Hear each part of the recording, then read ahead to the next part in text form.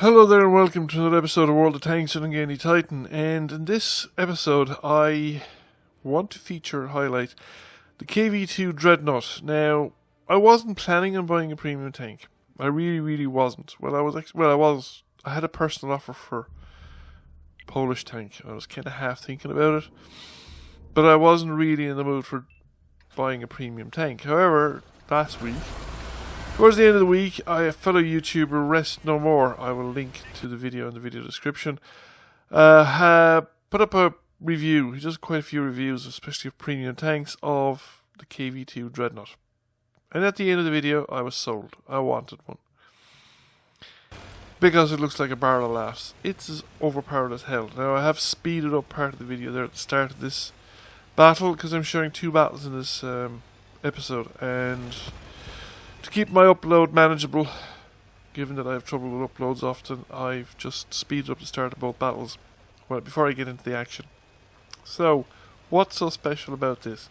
Well, arguably it's overpowered as hell, really.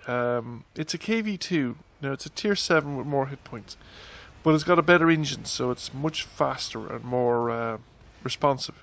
It accelerates faster, it does hills better, generally it's a faster tank.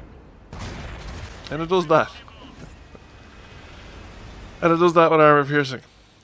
The armor piercing is reliable. Now, it's reliable at top tier. It's a top tier at this battle. But it's got heat that does 250, which is good enough for tier 9. It won't shoot every tier 9. It won't... Sometimes you'll have to aim at weak spots, but it does have a better gun handling. The aim time is under 3 seconds. I can't remember the exact aim time right now, and the dispersion is 0.53, I think, which is better than the 0.6 and 4 seconds aim time of the KV2. Reload's kind of the same. I have it down to like 18.2 seconds, I think, on this, and that's with food, a good crew, brothers in arms, and a rammer. I'm running food instead of medkit because, like all the KVs, it is very flammable. I'm running vents as well, but arguably, I think there might be a case to be made for CO2 as well, maybe, because it does really catch fire quite a lot. The armor is rubbish. It's the exact same armor that the KV2 gets at tier 6, which is more or less the same armor as the KV, but the whole armor I think is the same as the KV1. The turret's a bit different, but then the turret's the KV2. The KV2 and the KV1 are contemporaneous tanks in terms of historical period. It's just the KV2 was shoved into tier 6 because of that massive derp gun, which would be grossly overpowered on the tier 5 tank. Given that the KV1 was probably marginally overpowered at tier 5 anyway, or at least it was originally when it came out, simply because of the very high level of armor that it's got, even though it like pretty flat surfaces and stuff like that. But this thing, the gun will go through anything. Left him with 4 hit points. Now I screw up here. It's kind of funny actually. My driving is just terrible. I guess caught turning the wrong way when I reverse, and then I don't have enough speed to actually ram him. Just push him in front of me, don't do any damage at all, and then I fluff my shot completely. But he shoots my driver, but then he takes pity on me and rams me instead. So that's my 5th kill. Absolutely hilarious, and it will work at tier 9 now. It is somewhat situational. It depends on how good you are. I think really good players will have a ball of a time with this tank, and it'll be massively overpowered in their hands. I think a lot of the poorer players, the kind of people who get into trouble with Hellcats, who drive them out into the middle of the enemy and die in the first minute and a half of the game, will probably do the same thing with this thing. They'll drive out, they get one shot off, and then they get utterly annihilated because everything that looks at it can kill it, or can penetrate it, and everything around will be trying to kill it before it reloads. Because it just does so much damage in the alpha. The gun is just horrendous. And the thing about it is like that if you are anyway careful and you manage to get your three penetrating shots off, you'll get your hit points worth of damage on this tank. Because, well, if you're at higher enough tier and you get the full, well actually yeah, 3 6 is 18, 1200.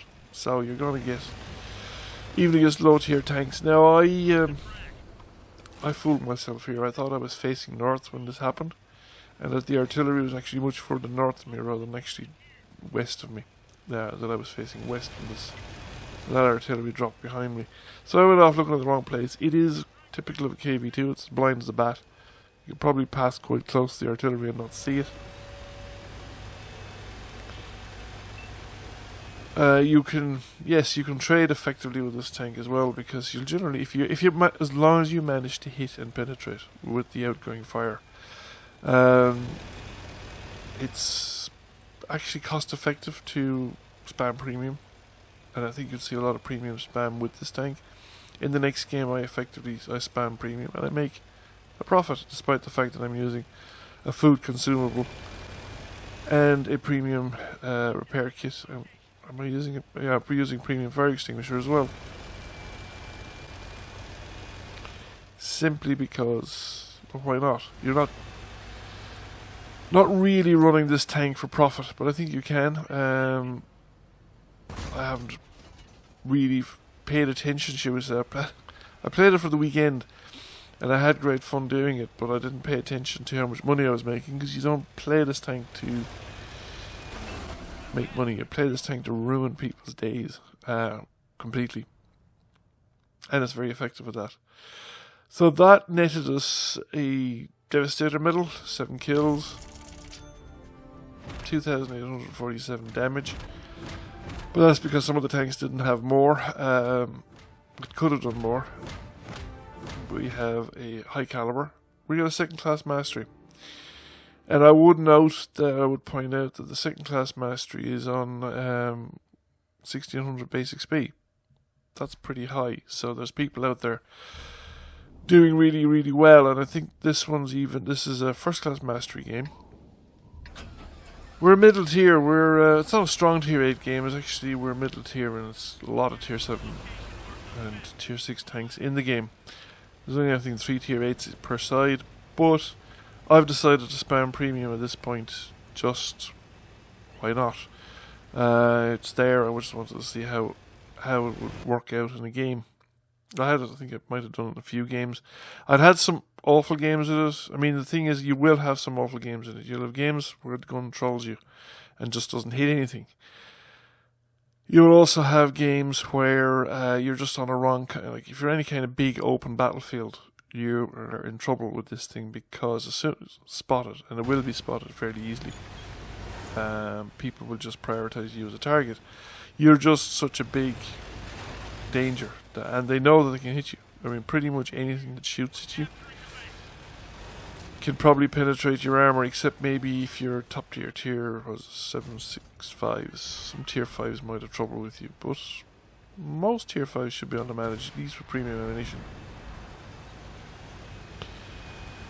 Setting fire is a bit of a nightmare, so the automatic fire extinguishers, I think, are a must. It's a problem with all the KV line and the Russian, starting with the KV1. The KV1, the KV1S, I presume the KV85, I've never really played it. The KV3, KV4, they all catch fire very easily. In fact, I would say that on Russian, at least on that line of Russian heavy tanks, fire preventative maintenance and firefighting are must-have skills. I think when I started out playing it, I didn't have skills on cruise. I played the lower end of the KV lines with CO2 tanks added instead of stripped out some other piece of equipment. Gun laying drives probably, or something like that, and put in CO2 tanks instead. And I found that it was worth it. Now, when you have the crew skills to make up for it, it's probably, if you have firefighting, and definitely if you have both firefighting and preventative maintenance, it's probably not, the CO2 tanks aren't worth it. So I'm going to go around. I have one shot out so far, and I just want to peep around, because I think all these guys are lined up looking at our guys peeking around the corner at the other side at them. So I thought, there's a good chance I can come down here and people won't be looking at me. So I come down, and even though, like, you know, I'm detected, the AMX M445 is not looking at me. Now he's annoyed now, because he turns around straight away, and somebody did fire back. But I was gone, and I won't have reloaded. He's going to come back around the corner long before I have a reload in. And he's going to put a round into me. So he just did about slightly more than half the damage that I did to him. Now he's going to get the second shot. No, he's not going to get the second shot off. If he had got the second shot off, he might have matched the total damage that I did, but he'd be dead and I'm just still trundling around. So you can trade effectively with it.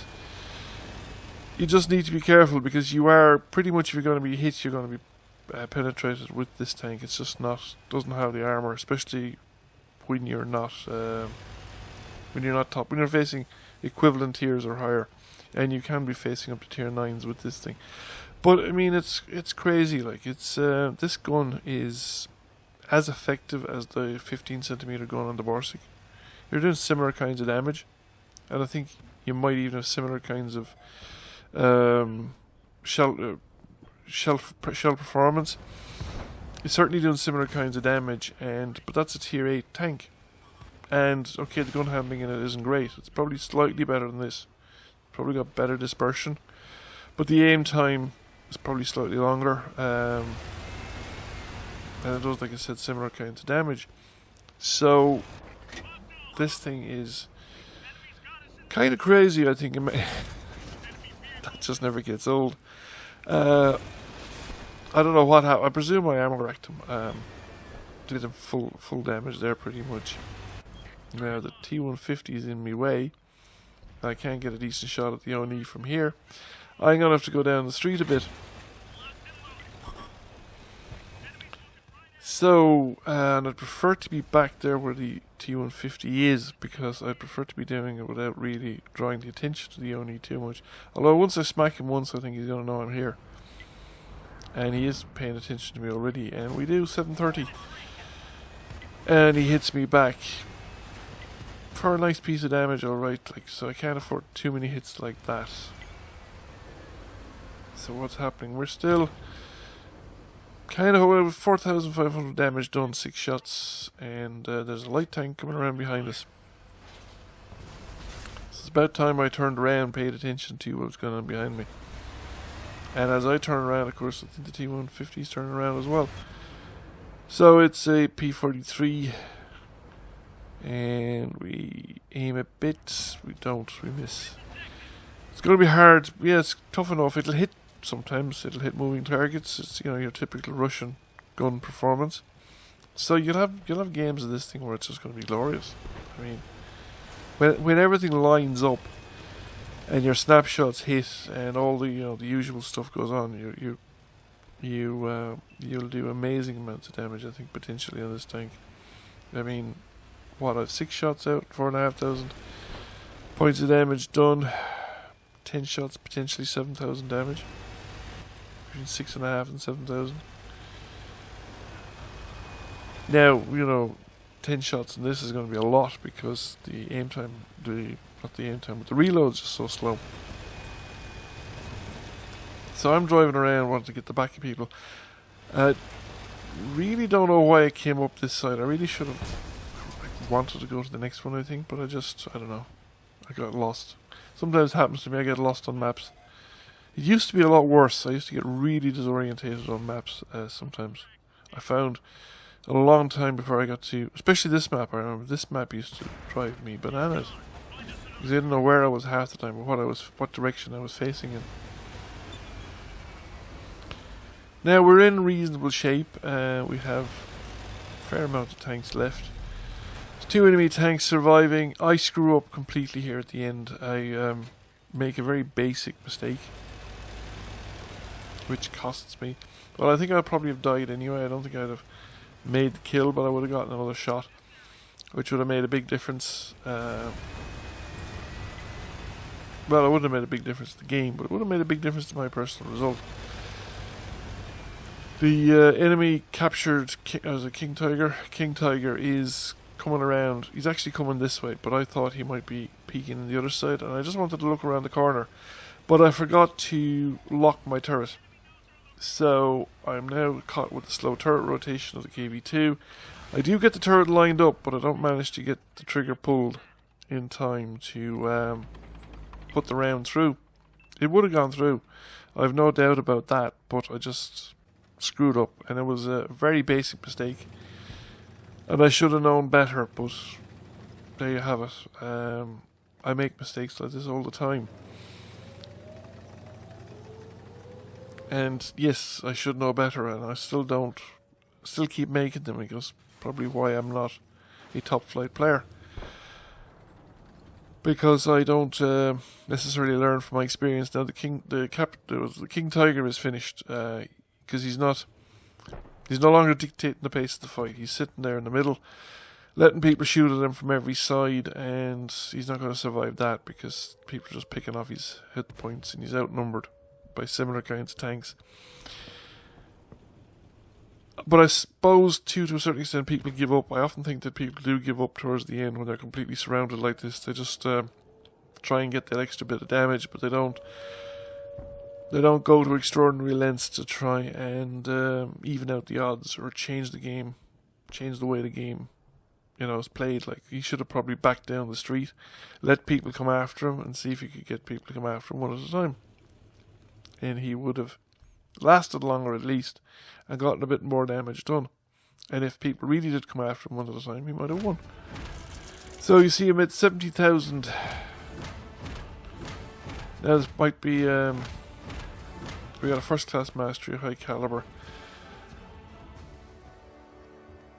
Nearly did 5,000 damage. Came number 1 by experience, and spammed premium rounds, premium consumables. That's pretty good going. I have nothing else to say. Thank you for watching. I hope you enjoyed the video. If you did, please give it a like and a share. Feel free to comment. If you have not already done so, please subscribe and hit that notification button. Once again, I'll catch you all soon. Bye for now.